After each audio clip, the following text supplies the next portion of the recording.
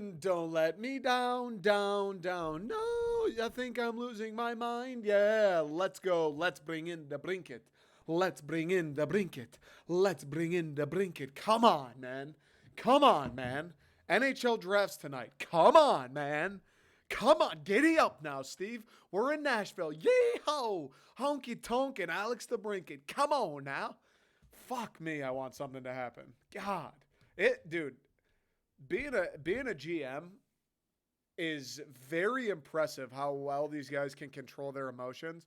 Like if I was Steve Yzerman, I would have given Ottawa almost whatever they wanted by this point. Yeah, no Larkin, no Raymond, no Sider. Anything outside of that, I would have waved the white flag. Just fucking take him already. Give me the player. Here, Ottawa. Take him, dude. Just let me get to Brinket already. Such little patience. It's going to be wild to see in like 30 years when people who are in charge of pro sports teams, like these general managers, are kids from my generation who grew up in the instant gratification era, like fucking earmuffs here for any minors. Porn is just on your phone. You dopamine, Twitter, Instagram, dopamine, online shop, whatever you want, bang, it's yours just like that. It's fucking nuts. There's video game. You don't feel very good about yourself? Go 78-12 on Nuketown. You'll feel a lot better after that. Like everything in the world is just at your fingertips. Whatever you want.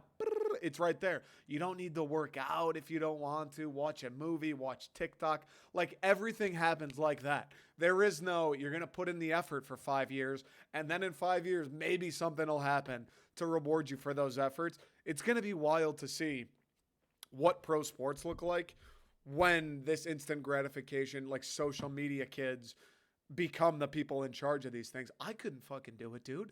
If I was in Steve Yzerman's position right now, Alex DeBrincat would have been a Detroit Red Wing probably a week ago, and I don't have probably 2 weeks ago, 3 weeks, who fucking knows? Might have even been last year, and I don't have a clue what we would have given up. Like I maybe would have traded the logo to get DeBrincat to Detroit. You know, like I maybe would have given them the rights to play in LCA if they wanted to get DeBrincat. I would have maybe in Chris Illich's sleep, like taken his dead hand and signed something off that said Free Little Caesars for life for anybody associated with the Ottawa Senators, including the fans, if that means we can get Alex DeBrincat. I would have done some shit that would have set the franchise back years if I was in Steve Yzerman's position, because I'm an impatient guy.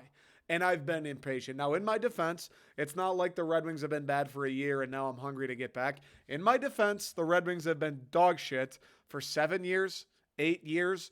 The spring of 2016 is the last time they were in the playoffs. That was my freshman year of college. I was 18 years old. That playoff run, I'm 26 today. That's not ideal. That's not great. They got fucking murked. I think they lost 4-1 to Tampa in that series as well. Like Gus Nyquist was our go-to guy in that series. It's been a while since the Detroit Red Wings have meant anything more than failure in the National Hockey League. And in the city of Detroit, you've got the Pistons, failure. You've got the Tigers, redefining failure. You've got the Lions, who for the last 80 years or whatever, failure. Last year, this year, hopefully not so much. Hopefully success, happiness, victory, those words kind of work their way into the dialect when it comes to the Detroit Lions. But the Red Wings, the last 8, failure. Everything, all these teams, failure. Now, Michigan State basketball has been there for me. Michigan State football has been there here and there for me. My freshman year, they were there. We've had a couple years since that they've been there. They've been able to lift me up. They've been, leading Sports Center. If you're a Michigan football fan, the last few years, you guys have been there. And even before that, when Harbaugh was losing to MSU and always lost to Ohio State, still losing bowl games, you guys were still winning 8, 9, 10 games. Like, they were still something. They were something to get excited for going into each fall. They were something to watch on Saturdays. You knew they were never going to put out a perennial loser outside of that COVID year when they were an absolute fucking joke.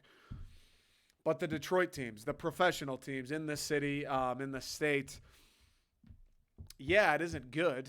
Yeah, it's not good. And when it comes to the Red Wings, and I don't know why this is. I don't know if it's a little bit of growing up, they had the streak, made the playoffs 25 years. My entire life, I'm sure I said this on here before. My mom, I remember, would drive me to school. I remember I would turn on the radio to 97.1 and I would hear the Red Wings score from last night. And I swear to God, dude, they won every time. It'd be 6:30 in the morning. I'm pissed off. I got to go to fucking school, dude. Fuck that. I'm driving in the car. I'm sitting there. Red Wings beat the Anaheim Ducks last night 3-1. Red Wings beat the Edmonton Oilers last night 4-2. Red Wings beat the Chicago Blackhawks 2-0. Every single morning, Red Wings win, Red Wings win, Red Wings win.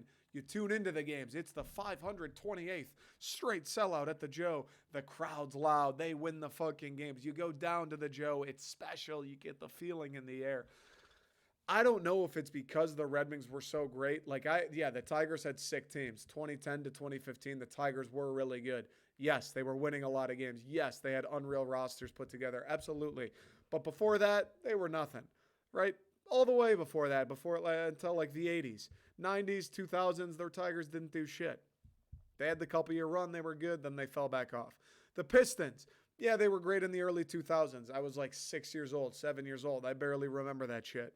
And then they fell off, and they've fallen off, and they stayed off since then. Yeah, and then the Lions are the Lions.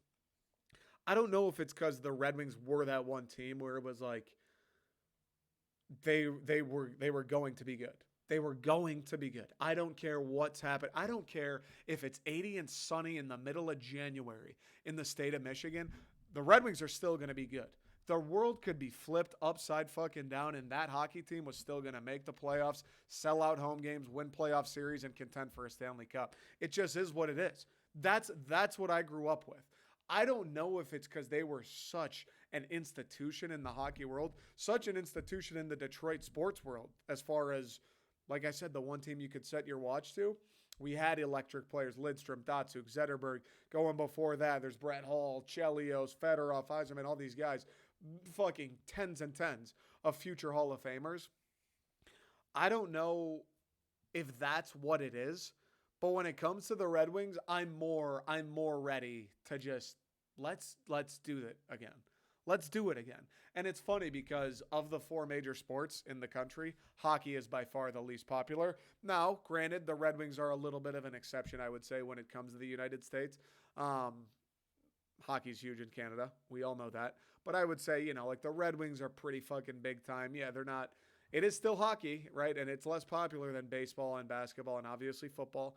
But they're the Red Wings. It's a little bit different than the Florida Panthers, right? There's a couple teams like that. The Wings, the Rangers got a little bit of it. The Bruins, the Blackhawks, all the original six teams, really. Like, it's a little bit different. Yeah, it is hockey, but it's a little bit different for those franchises. I am just so ready for them to be good again. I am so ready to be done talking about draft picks, to be rebuilding, to be talking about this 19-year-old that we hope becomes something, to be done talking about how Steve Yzerman's being patient, to be done hearing about how much cap room we have, to be done hearing about, well, the Atlantic's going to be a gauntlet, so maybe they should hold off on going for their window. I'm ready to be done with all of it. And it's weird because, the Pistons have been shit for like 15 years. Don't give a fuck, to be honest with you. It'd be cool if the Pistons were good. I would prefer it if the Pistons were good. I would definitely watch games and be more of a fan if the Pistons were halfway decent, for sure. That's all for sure true. But I feel less urgency. I feel less in my soul. I'm not like, fuck, I need the Pistons to figure it out. I feel the Pistons, I'm like, they're a lost cause. They're like your kid who's a drug addict. He's relapsed on heroin 12 times by now. He resorted to stealing your mother's jewelry. Like, it is what it is, dude. He's gone. The heroin took him. That's how I feel about the Pistons. Like, they're just gone, and everyone's excited. Cade and Jaden Ivey and Duran. And they got the new GM who's not so new, Troy Weaver, and Oscar Thompson's going to help us out. And they've got cap space. Great. It's the cracked out son. It's the 12-time relapser. Until I see it, until they go a year without turning up fucking baked in their car in a Walmart parking lot, I'm not going to believe it when it comes to the Detroit Pistons. And I've lost any sense of urgency that I may have had. Don't know if I ever did, but if I did, that sense of urgency or sense of fuck, I really want this to happen, long gone. They're a whisper in the wind. Same for the Tigers. I wish the Tigers were good. I wish the Tigers were decent. People, the Twins, the White Sox, the Cleveland, everyone is begging each other to win the AL Central this year. And the Tigers are just so goddamn pathetic, much like everybody else in the division. They're not going to get it done. I wish the Tigers were okay. They could add an AL Central title to their list if they were an okay 500 baseball team. That would be very achievable this year. They're dog water. The guys they took, Torkelson, stinks. Riley Green, he's injured even though he is good. Mize doesn't play. Skubal doesn't play. Manning doesn't play. All these guys that are supposed to be the future. Matt Boyd just went out for the year on Tommy John. All these guys that are supposed to be something don't do shit. They are slowly turning into what the Pistons are, that relapsing, heroin-addicted son that you just can't spend the time or money or energy on anymore, because you know what? If they don't want to help themselves, you can't do anything for them. That's how I feel about the Tigers. And again, maybe it's because baseball plays 162. It's tough to get super fired up about. Maybe it's because they've been absolutely fucking atrocious for the same time span as the Red Wings, I'd say the last 8 years or so. Maybe it's because they're not the same institution, although I do think the Tigers are a pretty legendary club. Like, they're not the Cubs, they're not the Yankees, they're not the Dodgers, they're not the Red Sox. I would say the Detroit Tigers, as far as like historical, if you're going to rank like whose blood is the bluest, I'd say the Tigers are probably in the top 10 of baseball franchises. The Cardinals are up there, but the Tigers, I think, have some history. The Tigers are up there. We're one of the oldest franchises. Tiger Stadium was opened on the same day Fenway was, before those fucking morons in Detroit took it down. The Tigers have that. They do have a little bit, but they don't have the success. They don't have the same track record as the Detroit Red Wings, so it isn't the same.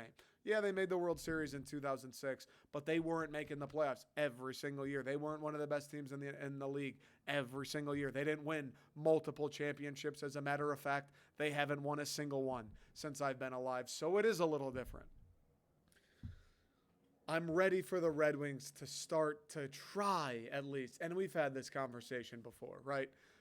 Whether, I think it was either last week's episode or the prior, where we sat down, we talked about Debrincat, we talked about Steve making a move, and we talked about, dude, if the wind isn't going to blow the window open, go up to the attic, get the fucking crowbar, and pry that shit open like you're the Wet Bandits. It's time to compete when it comes to the Detroit Red Wings. That's kind of how I feel. Get the fucking crowbar, Steve.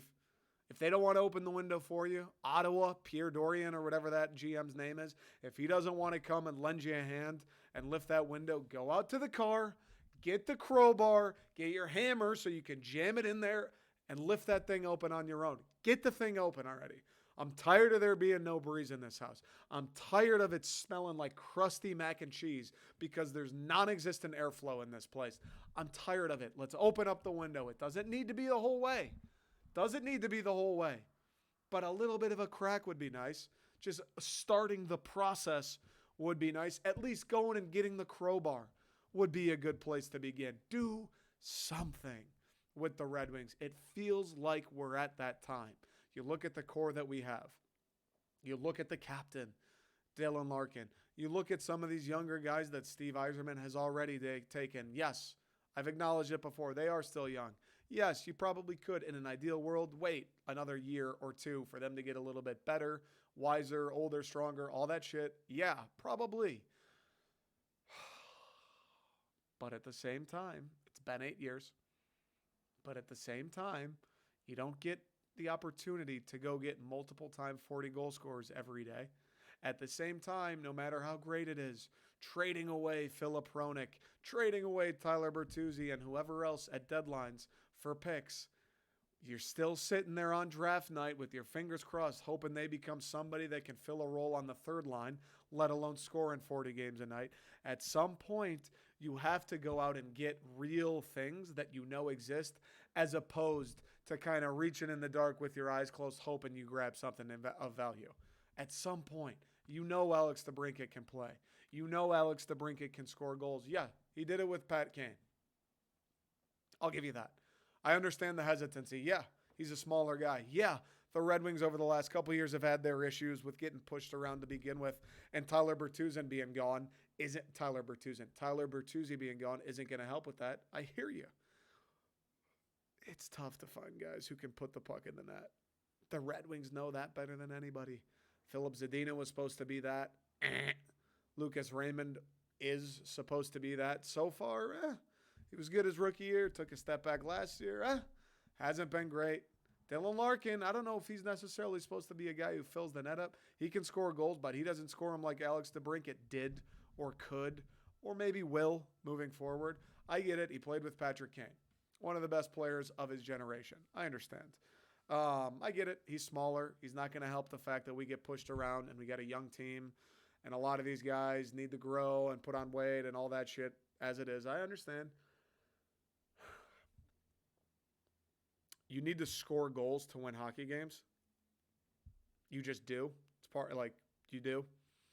And since before the last time the Red Wings were in the playoffs, before 2016, before then, back to when Datsuk and Zetterberg were still playing, we've struggled to find guys who can put the puck in the net.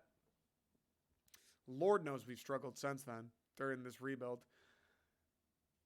You don't get opportunities to go get bona fide goal scorers every day. The kid is from Farmington Hills, Michigan.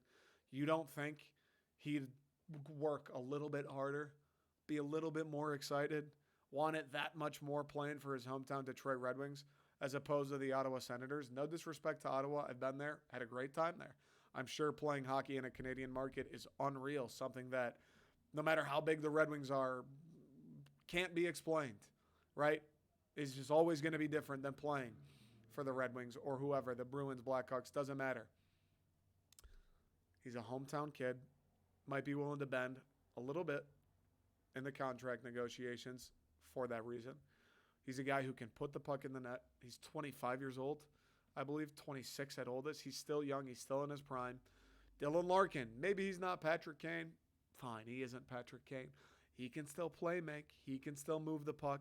He's, I think, in my opinion, his best trait or his best ability is playmaking, finding open guys, leading an offense, setting up an offense. The thing he's been missing his entire career until really Lucas Raymond came along in the last two is a guy who puts the puck in the net. And since Lucas Raymond's come along, again, like we mentioned, it's not like Lucas Raymond has been lighting it up like fucking crazy. He hasn't been Tim Stützle. Larkin's numbers have gotten a little bit better. I don't know. I just think, like, dude, these guys don't grow on trees. These guys don't grow on trees. And as much as I hate to say this, I understand Detroit's a massive hockey market. I understand the Red Wings are different when it comes to, like, who do free agents want to go play for? Like, people I don't think are jumping out of their chairs to go play for Florida or play for LA in hockey. Basketball, yeah, they are. Football, yeah, they probably are. Baseball, they absolutely are. I don't know if it's the same for hockey. I think the Red Wings, unlike all the other sports, are a team where it's like, oh shit, you got to. It's like the Maple Leafs, the Canadians, and then the Red Wings might be that third team where it's like, oh shit, you got a chance to go play for those guys. You better think about that. Wayne Gretzky was going to be a Red Wing, but didn't want to be overshadowed by Gordie Howe. Like, you hear all of these stories. Back when the Wings were in their prime, they were going and getting big fish free agents to come play in Detroit.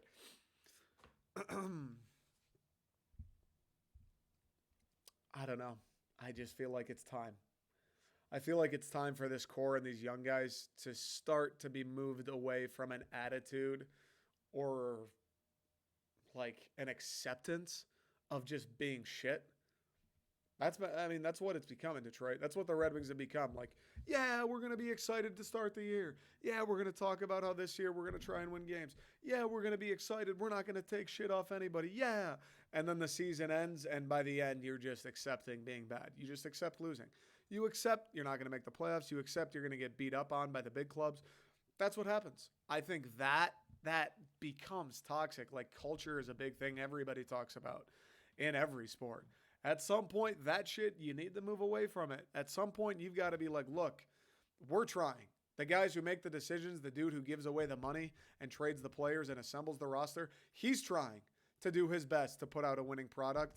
Now it's on the players. I don't think Steve Yzerman has done his best. Or at least, let me rephrase that. I don't think Steve Yzerman has made an effort to put on the best winning product for the Detroit Red Wings. I don't think he's GM'd a season yet where the goal is let's win as many hockey games as possible. I think he's wanted to collect assets. I think he's wanted to trade expiring contracts. I think he's wanted to buy low on younger guys who he thinks has value, Nedeljkovic, Jakub Vrana being examples. I think he's been thinking about the future, getting draft picks, younger guys. I think that's been his mindset since the day he took the job in Detroit. I don't think he's gone into one season with a team on the ice where he's like, the sole mission of this season is to win as many games as possible, to make the playoffs, and to win playoff series. I don't think that's happened yet. And I don't think he's wrong for doing so. We've needed to rebuild. We've needed to acquire assets. We've needed draft picks. We needed to get some young guys. Yeah, all of that, yes. But now we're at the point where that needs to become the goal, right?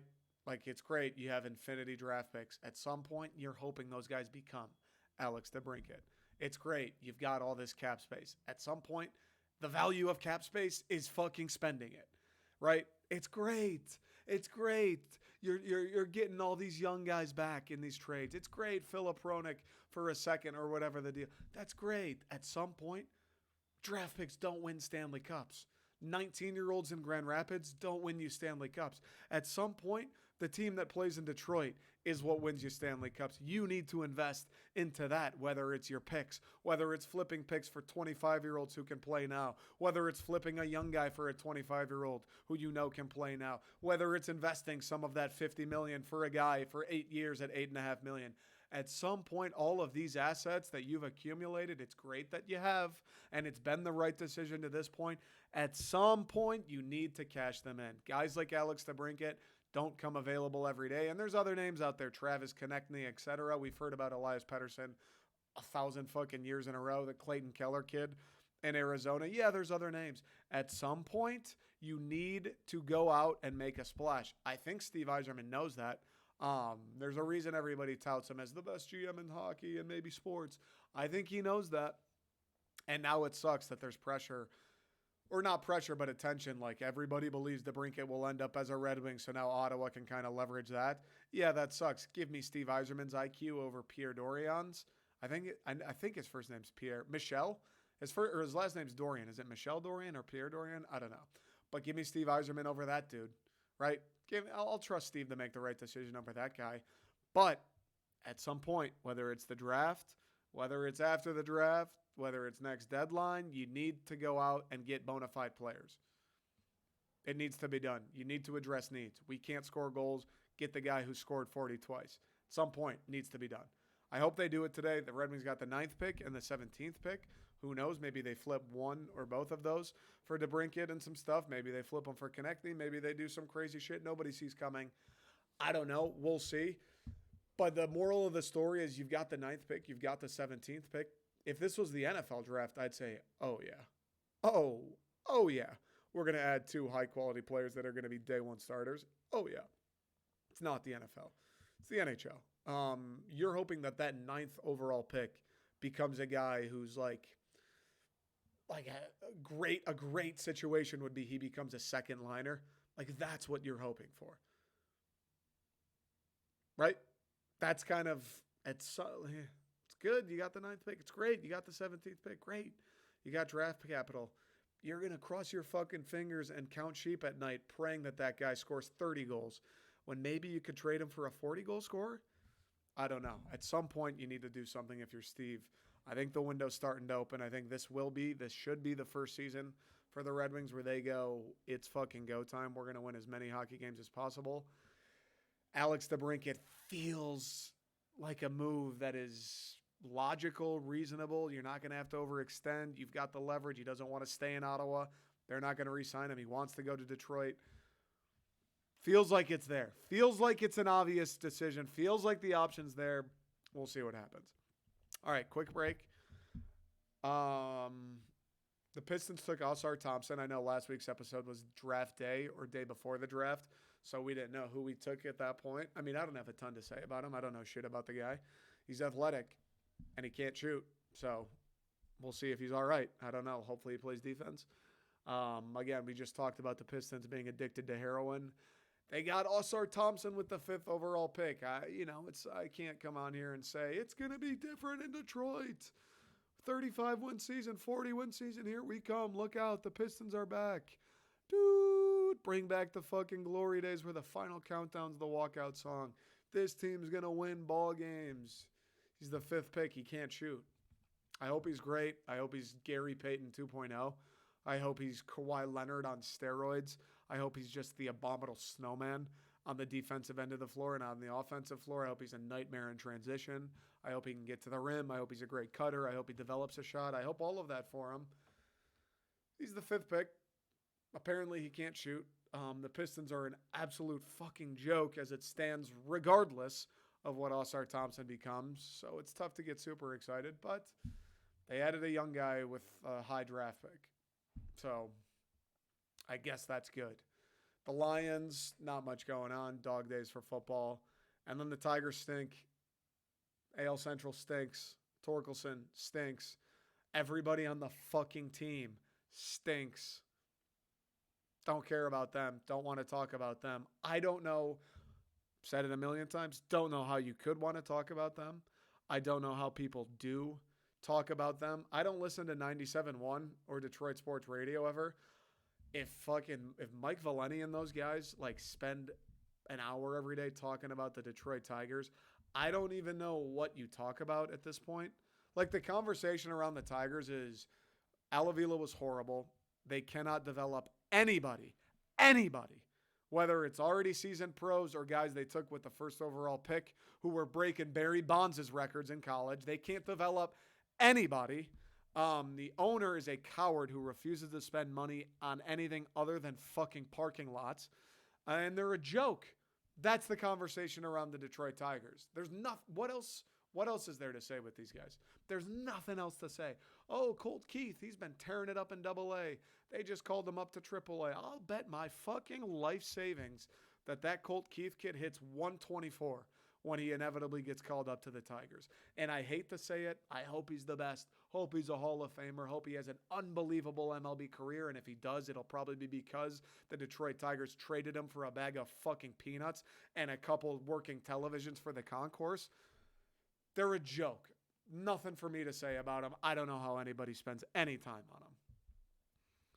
Last but not least, I want to talk a little bit of Michigan State football. Okay? That's what we're going to do. We're going to take a quick break. We're going to talk a little bit of Michigan State football. Mel is starting. Not has it going. Mel is starting to get it going. There is a long fucking way to go with this MSU draft class. There is a lot of talent that needs to be added. There are just warm bodies that need to be added. I think we got 9 guys. Michigan's got like 23 or 24. There are a lot of guys that need to be added. There's a lot of talent that needs to be added. There are 4 stars that need to be added. There are 5 stars that would be great if they could be added. We got a long way to go. I'd like to talk about it. I'd like to give Mel, I guess, a few flowers because there are people who are saying they'll play football for Michigan State. That's good. That's an improvement on the entire first 6 months of the year where people were only saying that, you know what, actually they don't want to play at Michigan State. I want to address, I don't want to be negative. I don't want to come off negative. We're just talking. It's June. There's not shit going on. All the MSU fans. We got a couple of offensive linemen the other day, 3 stars. One kid's like in the 800s overall. One kid's in the thousands. MSU fans acting like we got Michigan's offensive line coming in. I don't really, little strange to me, if we're being totally honest. We did get a 4-star running back from Tampa Bay, the only 4-star in the class. That is a great pickup. Going and getting it, he's got offers from everybody in the country. He's going to come to Michigan State. That's a great pickup. I need to pump the brakes though. MSU, I need to pump the brakes. We're celebrating adding 3 stars. And I don't want to diminish any of these kids committing. I don't want to, this guy's nobody. We're celebrating 3 stars, though, like we're winning fucking national championships. I got to pump the brakes just a little bit. Quick break. All right. We don't want to be negative. Don't want to depress anybody. Don't want to take away from what we've done. But we need to, as State fans, as a group here, we need to recalibrate. Just a hair. Okay? Look, it's great. I think Mel Tucker, we started the month of June. There were 3 guys committed to play football at MSU. Jalen Thompson, Andrew Dennis, and then Logan Bennett. Those were the 3.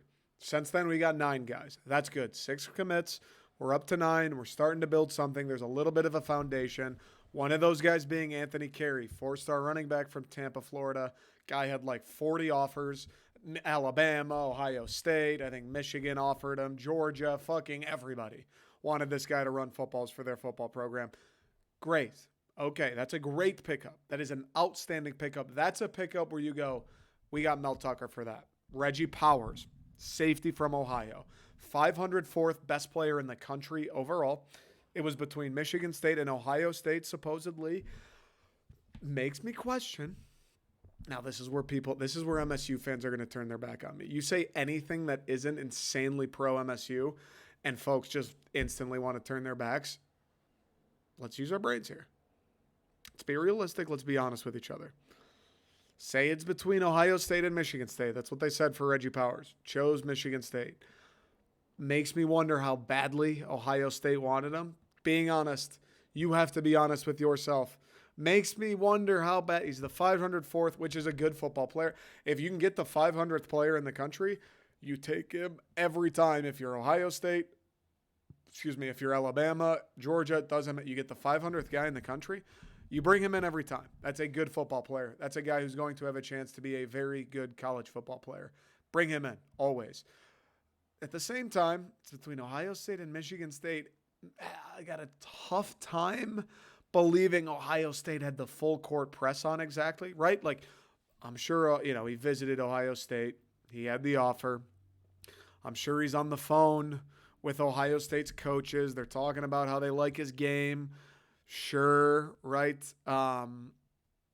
It's tough. It's tough for me to sit here and go, damn, Ohio State wanted him bad, and MSU swooped him and took him. But that's a good pickup regardless. All right, since then, here's the thing. We're all acting, not we're all, but a lot of MSU fans, you go on Twitter, people are acting like we won the fucking national championship, or we're bringing in 4-star top 250 players left, right, and center, or we're bringing in 5-star David Stones every day. People are celebrating like we're fucking doing something crazy with these latest pickups. And I don't want it. This might come off bad. I don't mean it to. I'm just saying, like, MSU fans, the way we look on the outside, we need to temper it off a little bit. Because even the way we look to a guy like me, who's the biggest State fan you'll fucking find, it's not great. We get Sierra Torrance, 658th overall. Syracuse commit. You know what? No, he's going to come play for Michigan State. Now, he's from Syracuse. That's a good win. He's a 3-star. He's 658th. We were going up against fucking Syracuse. It's not a basketball player. It's a football player. That's great. He's a guy we can add to the secondary. He's a guy that's going to come play for Michigan State. He's a guy who could have played other places, but let's not act like we went into Alabama's backyard and took a 4-star from him, right? It's a good pickup, but let's relax.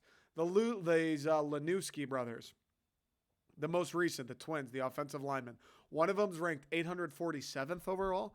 The other one, ranking's not even available. Both 3-stars. Same deal. We've got folks acting like we just added 2 future NFL All-Pros. We got guys acting like we've got Michigan's offensive line class coming in. Like, people are celebrating like we've never seen this level of recruiting before at Michigan State. I hate to say it. These are D'Antonio level guys from Cincinnati, Ohio. One's unranked, the other one's 847th. They're both 3-stars. Those are D'Antonio recruits. That's what they are. Plain and simple. That's the truth. These are D'Antonio guys. And MSU fans, they took to Twitter. I think it was Monday. They took to Twitter like we just got fucking Thor to agree to play left tackle for us. Like, we just got guys who are going to demolish Ohio State and Michigan for us. Like, these are guys who, based on their ratings, now we've seen the Jack Conklins, we've seen Trey Waynes, Darquez Dennard, Le'Veon Bell, these 2-star, unrated, whatever you want to say, guys, come in and have unreal careers at State and go on to the pros and this, that, the other. And look, these kids got offers in Minnesota, Wisconsin, some solid programs, right? There is no Ohio State in here. There is no Michigan in here. There is no Notre Dame. There is no, these are D'Antonio type guys. Like, if these guys, you're relying on these dudes to go in and dominate the line of scrimmage based on rating. Now, maybe the next 2-3 years, they become fucking freaks. They're NFL prospects. We'll see what happens. But based on the ratings, based on today, we all know ratings are important. It's been proven at this point. You need to have big-time recruits, according to these websites, if you want to compete for championships. All the teams that win championships, all the teams that are in the college football playoff, they get big-time recruits on a consistent fucking basis. Georgia, Alabama, Ohio State, Michigan, Clemson, Florida State, all these fucking programs, the schools that are all going to be nasty this year, they recruit at high levels always. It is what it is. It is what it is. These guys they don't fit that mold. These guys aren't like, they're not going to go and hand it to U of M. They're not going to go in and hand it to Ohio State. If you make a college football playoff, they're not going to hand it to Georgia. And I hear the counter argument. Let Mel Tucker knows what an SEC football team looks like. Mel Tucker said he's going to build things the way they look at Georgia and at Alabama and at Ohio State. Build things the way they need to be built to not only beat those programs, but obviously win in the Big Ten. Yeah, Mel Tucker, he has an eye. Okay, fine. And this one kid is 6'7", 300 pounds. That's a freakishly large person. That's a freakishly large person. I like that pickup. Yeah, he's only 8'47", 6'7", 300. That's a fucking freak human being. Bring him in. Let the offensive line coach Kapilovic get his hands on them, and we'll see what happens. Hopefully they turn into something good. If not, great. Hopefully. My thing is, though, like, we're celebrating. If you weren't a Michigan State fan and you saw the way Spartan Twitter kind of went up Monday after these two committed, you'd be like, oh, shit. Did they get a pair of twin 4-star, like, top 250 guys in the country? Oh, shit. They must have gotten some big time. These kids must be fucking big time. Their other offers were Minnesota and Wisconsin. We need to pull back in the reins a little bit. We need to pull back in the reins. I don't know if we've become jaded or like oversensitive now because it's been so long since Tuck has brought guys in that anybody who commits, we're like, fuck yeah, go green, juice squad, Tuck's back, and here comes MSU. I don't know if it's because it's been a little bit of a drought. I don't know what it is, really. But, like, we're freaking out over a guy who is someone Mark D'Antonio would bring in. Mark D'Antonio, we've all acknowledged his downfall was his ability to recruit. Mark D'Antonio, the reason we weren't sustained beyond 2015 is because he didn't recruit. The whole thing behind Mel Tucker and the excitement and big reason for that big contract he got was, he fucking recruits. He gets guys from Florida. He gets guys from Texas, California. He gets guys that the SEC schools want. He'll go get 4-stars and bring them into Michigan State. He recruits. Look, not everybody's going to be a 4-star. Not everybody's going to be an SEC. Georgia wanted him. Alabama wanted him. Not everybody's going to be the best player ever. I understand that. But celebrating D'Antonio guys like they're David Stone is a bit, it's a tough look for us. It's a tough look. And then the last guy we brought in, Cameron Campbell, a corner, also from Tampa, Florida. I like any guy we get from California, Texas, Tampa, Florida, or Georgia. Any of those guys, I'm a little bit more like, all right. Any kid in Florida, like, yeah. Any kid in Texas, yeah, I'd like to see what he can do. Anybody from California, yeah, let's see. The competition out there is so fucking crazy in those states. Like, yeah, those guys can probably play a little bit. He's ranked 869th overall in the country, and he's another 3-star. People say he's criminally underrated. This is the shit we said about D'Antonio when he got, this guy's underrated, dude. This kid D'Antonio pulled, underrated. Like, it's good to be excited. It's good that we're bringing guys in because, again, the downfall of last year's class was I think it finished at 18 commits.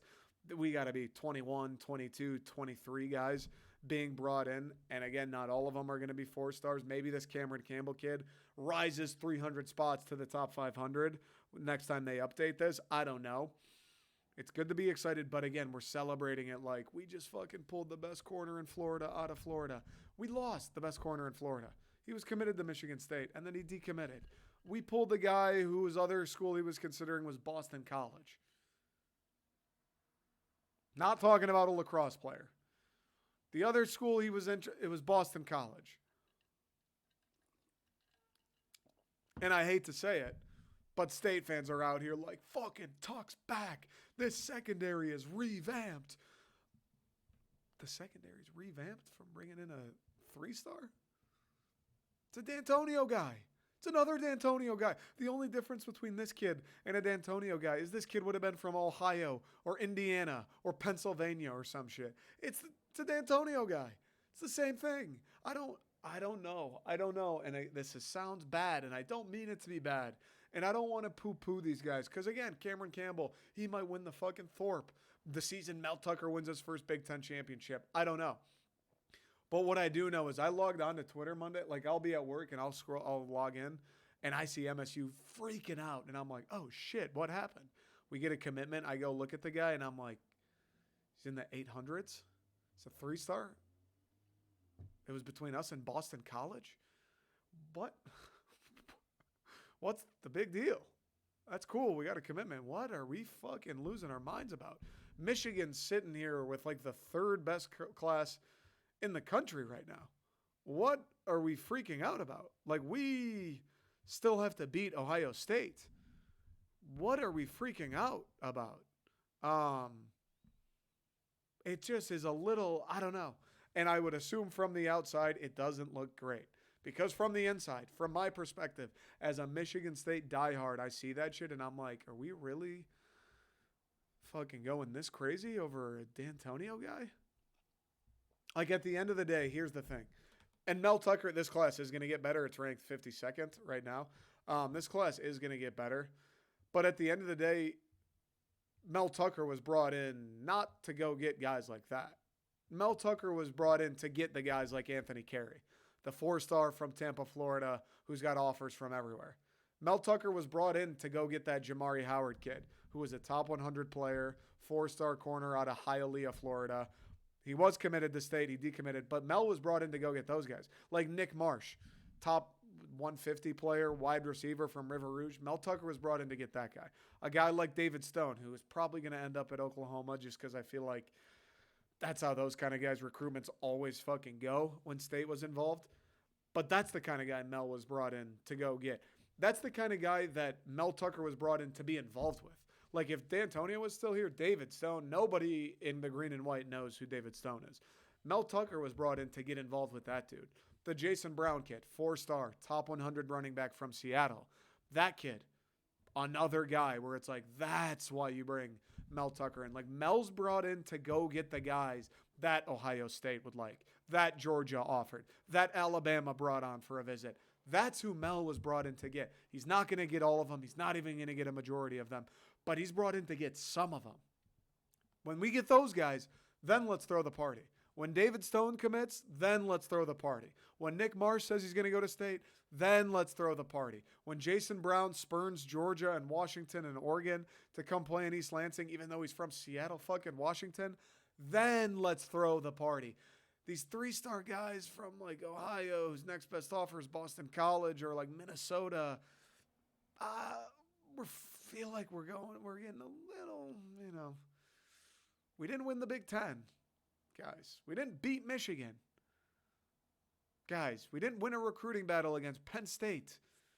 Guys, like, we don't need to fucking freak out and throw a parade for the 800th ranked guy in the country who was going to go to Boston College if Mel Tucker didn't enter the picture. Not trying to be disrespectful, or people aren't going to like this. I know they won't, but like, I don't know, dude. The optics just feel, the optics just don't look great. And I'm not trying to be, it is, I guess, rooted in like an ego of some sort where I'm like, oh, we're Michigan State. We're better than that. I don't mean it as much like that. I mean it more as in like Mel Tucker is supposed to be better than that. Like, we shouldn't be showering Mel Tucker with rose petals. And I know his mother just died, so he's been dealing with shit. I don't want to like be mean to Mel Tucker. Just talking about football here. R.I.P. Thoughts with Coach Tuck. Can't imagine. But like Mel wasn't brought in to go get the 800th guy. Mel wasn't brought in to sustain what D'Antonio did. Mel was brought in to like revamp, revitalize, take MSU recruiting to a place it's never been. And he has. Granted, he has. The last 2 recruiting classes, 2 of the best ever in the stars and composite and internet rating site era. 26th overall in 2022. And then last year in 2023, it was ranked 22nd overall. Yes, he has been better. And I do still think this 2024 class will probably finish in the top 25. I hope top 20. Once he cracks the top 20, then it'll be like, okay, Mel is here. Okay, now we're working with some kids. But we should reel it in, I think, a little bit for these guys where it's like, that's a D'Antonio type guy. Let's save it for when we actually get the Mel Tucker guys. Let's save giving Mel the flowers and like, this is why you give him the money, for when he actually does the things for why you gave him the money. D'Antonio could have pulled these guys. Plain and simple. Don't throw the fucking parade. Doesn't look great. Like, he should be getting these guys. He should be getting better guys. And he will get better guys, and it will improve, but I don't know. It's just, like, uncomfortable almost to see the jubilation, the rejoice, and then I go check the guy, and I'm like, it was like us in Minnesota? What? Like, what? These guys are acting like we're going to get we just got a Heisman winner. What? Meanwhile, we're missing on the 4 stars that are ranked in the top 500. That Nathan Roy kid chooses Minnesota over us. That tight end chooses Nebraska over us. Like, meanwhile, we're missing on some of these guys who came on official visits. I don't know, dude. I don't want to be negative because it has gotten better. At least we're getting some commits. It will get better. We will get 4 stars. We will get top 100 players. Right? Like, I don't want to poo-poo and, you know, the Reggie Powers of the world, the 500th ranked guys, those are still good ball players that you want on your team. But it's like, dude, we're freaking out over guys who were maybe going to go to fucking Boston College. Like, we're better than that. All right. That's all I got, folks. I don't want to end it on a sour note because I trust Tuck still. I do still believe this will be a top 25 class. I do still believe we've got a handful of big-time players that he's going to add. I just want us to expect more.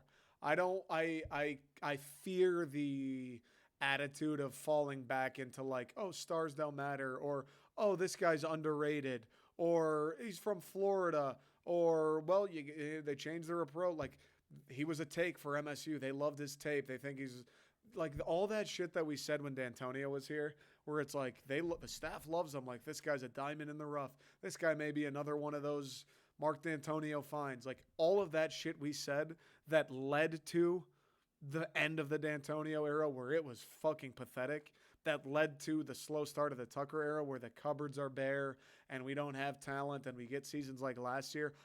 I just am afraid of falling back into that, where we're like celebrating these guys that D'Antonio would have recruited, celebrating these guys that couldn't have played anywhere else in the Big Ten. And it's like, yeah, this is why we're giving him the money. I'm afraid of going back into that. I've already seen it a little bit. Like, he's underrated. The stars don't matter. They do matter. Like, if he's underrated, is he underrated or is he just not that good? Like, I'm afraid of that seeping its way back into the fan base and the culture here. Again, I do think Mel's better. I do think he's done a better job. He has done a better job. And I do think he'll continue to do a better job, but I'm just afraid of that. That's all. All right. That's all I got this week. Hope you have a wonderful day. Hopefully the Red Wings have Alex Debrincat on their hockey team by the time you hear this. Hope Mel Tucker lands 1,000 5-stars by the time you listen to this too. Anyways, appreciate the support. Everyone who listens as always. I'll catch you guys next week.